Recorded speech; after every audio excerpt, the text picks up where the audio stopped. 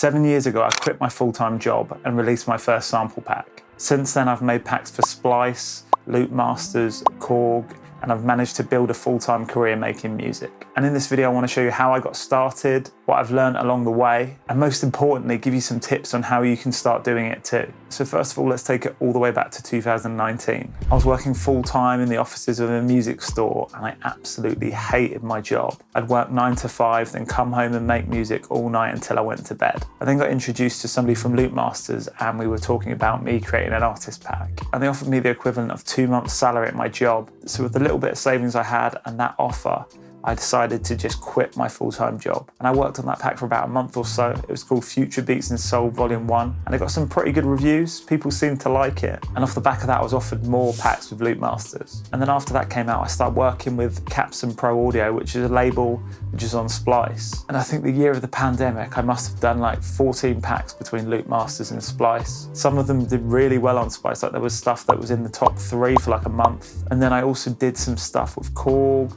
with Output, and I think it was a case of just getting my name out to all these different places. Also in the middle of this, I started a label with Loop Masters called Tone Kitchen, and that was a joint label all based on the sort of stuff that I make, like soulful, hip hop, R&B kind of samples, and we put together a load of packs for that. And I was doing that up until probably early last year, and I decided I wanted to make my own label. And that's Loop Kitchen, which I've been doing for the last like 6-7 months, which is leaning more towards full compositions as opposed to the loops I was making for Splice and for Loop Masters. And there's been some big wins along the way. Five Dog used a sample on his posthumous album, which is actually up there. That track's called Dear Dilla, and it features Q-Tip as well. So as a big Tribe Called Quest fan, that was a huge win for me. And more recently, I found out Teddy Riley used one of my samples on a track he produced. And as the Neptunes are like my biggest influence, and he discovered them, that was crazy for me to find out. So yeah, that's a little bit of my story. What I want to do in this video is give you a little bit more insight into the process of creating packs,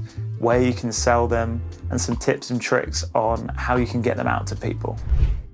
So I guess the big question is, how do you actually start selling your own packs? For me, I think it always starts with an idea. Every pack I've ever worked on, whether it's for Loop Masters, Splice, or my own label, always starts with a concept. What's the vibe? Is it R&B? Is it hip hop? Is it neo soul? Just figuring that out from the start always helps everything to fall into place. And I asked in my Discord server recently if anyone had any questions on sample packs or production at all. And one of the questions was, what's the most desired type of samples? Is it drums, melodies, or percussion? And I honestly think that completely depends. Like if you're an amazing guitarist, you're probably going to be looking for something like drum loops. If you're a drummer who creates your own drums, then you want melodies. Some producers might want samples that they can chop. Others might want one shot so they can play in their own melodies. And there's really no one size fits all answer. Completely depends who you're making the pack for and what it is they're looking for. So once you've decided on a concept, you then need to start thinking about structure. Are you going to be making 50 melodic loops? Is it going to be 30 drum one shots and 30 drum loops? Is it going to be all melodic one shots? Are you just going to make a set of song starters that are ready to go? And to get an idea of this, you can look at the packs you've got already. How have they been structured? And then more importantly, what are your strengths? So again, if you're an incredible guitarist, play into that. Make some amazing guitar loops. If you play a really weird instrument that other people don't play, lean into that and create a pack using that. If you're an amazing sound designer, use that to create some amazing one-shots. Yeah, just lean into whatever makes you special as a musician and a producer. And actually another question I had in the Discord was, how do you manage to organize your projects? And for the sample packs, I use an Excel document which I can place in the description. Basically breaks down everything, gives you a percentage of what's done. And I think you could do the same thing with your music releases. You can just put them all in there and work out what's finished, what needs working on. And another tool I like to use is Notion. Like Notion is really good for organizing what you're doing. And there's so many amazing templates on there that you can use for this sort of thing. So the next thing we're going to look at is releasing the packs. And I guess there's 2 main routes of doing this. You can work with a company like a Loop Masters or a Splice, or you can release your packs completely independently. And obviously my way in was working with Loop Masters, and I think it was a great way to just learn the ropes of how it all works. Like there's file structures you need to learn about. It's good to bounce your samples out in a certain way, and those are all different things you learn about working with different companies. And also companies like that have their own audience, so you're not gonna have to handle all the promo. You won't have to worry about doing your own artwork. And they're always looking for new creators as well, because they're in the business of selling as many samples as possible. And if you look at most of these sites, they'll have submission forms or contact emails. And also there's loads of labels on there. So you can find a label that is making music in a similar style to you, and then find their email or reach out to them on Instagram and send them a sample of what you're making. Then if you do decide to go independently, which is another good way to do it, there's websites like Gumroad, or you can sell on Bandcamp, Patreon, Shopify as well. As I said before, you're gonna have to handle all the promo yourself and do all of the artwork. It's gonna take you longer to build it up, but you're gonna keep 100% of what you earn, unlike with these companies when they're probably gonna take like 50% of the royalties. And if you do decide to do it independently, one of the top tips I can give you is just start building your email list now. Relying on social media to get your stuff out there is really tough, because unless you're going viral, your posts are only going to reach a really small percentage of your followers. Basically, these social media companies want you to pay for advertising to get your stuff to the people that already follow you. With email, you've got full control. You just click send and it goes to everybody that's on that list. And I think with something like this, you've got to have a long-term mindset. You're basically building up your catalog of packs over time. So I know now I've got like 40 packs out there. So I've got passive income coming in all the time. And every quarter those royalties are going to keep coming in. Obviously over time that will start to fade, but the more you release, the more that income increases. But yeah, I think the most important thing is the quality of the samples. If the samples are good and you reach out to different companies, there's no way they're going to say no. Likewise, if you're making samples and putting them out yourself, over time, they're going to start reaching the right people.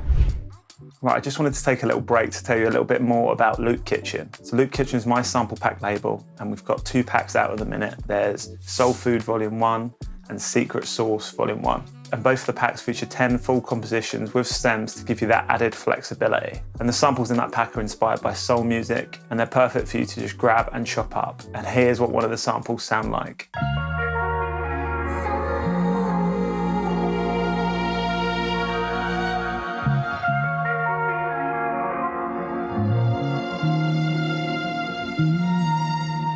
And if you want to check that out, just head to the Loop Kitchen website, which is in the description. We've also got a free pack on there, which you can grab to get a taste. And right now we're doing a 50% discount on all our packs. All you need to do is enter the code bangers and mashups at checkout. Right, so there's probably thousands of people making sample packs, but what can you do to make your sound stand out? And for me, I think there's 3 really important things: sound, emotion, and presentation. So first of all, sound design and texture. Obviously the barrier of entry for making a sample pack is really low. Anybody can do it. But what makes your packs original is how you shape your sounds. So don't just rely on stock presets and sounds. Try crafting something that's completely original and your own sound. Whether that's using live instruments, experimenting with effects or pedals, saturating that through analog gear or tape machines. Try and add your own character, grit, and textures. That's the sort of thing that will make someone stop and think, what the hell was that? And I just wanted to answer a couple more questions from my Discord, which I think kind of fit into this sample pack world. One of them is, what is your favorite experimental or creative ways to process sounds? And there's a few ways for me. So, and the first way is I've got this pedal here, which is the blooper.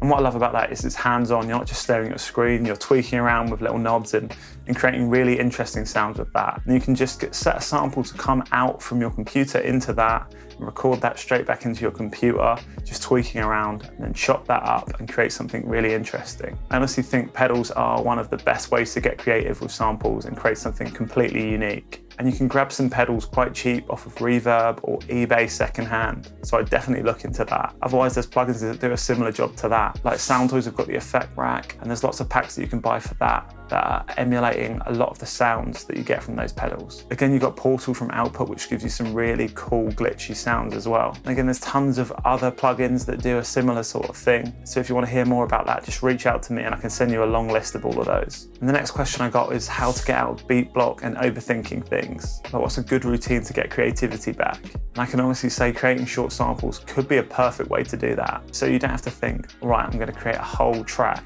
You could just create a 4-bar or an 8-bar loop. Whether that's you just playing some keys, whether that's creating a drum loop, creating some interesting sounds. And what you can do with that, you can then bounce that out and then resample it in a new project. So what I like to do is just create a bank of different sounds and samples that I've got on my computer that I've created. I can just go in there, listen and see if anything inspires something for me, and drag that into a new project. Likewise, I find going through old projects and just listening through, like I might have something from 5 years ago that I've completely forgotten about. If I open that up on a new day, that might inspire a brand new track. So I'd say your old projects are full of inspiration. And one other thing I like to do is just to buy weird instruments that I don't really know how to play. So I've got this like really cheap, shitty accordion, and I can get some interesting sounds that'll inspire something really quickly. And then I bought this really crappy kid's xylophone, which again will inspire something that I wouldn't get if I was just sat at my computer. And those were really cheap, like £10 each. So yeah, if you want to inspire yourself, just buy these cheap and weird sounding instruments and then create something new on that. And next up, you've got to think, what's the intention with the loop you're making? Listen to the music that you love that is sampled. Can you imagine artists grabbing your sample and building a whole song around it? The samples need to be usable. Could you see a rapper or a singer singing over this? Is there too much going on? Do you need to strip it back? You need to think like a songwriter or a composer, not just a loop maker.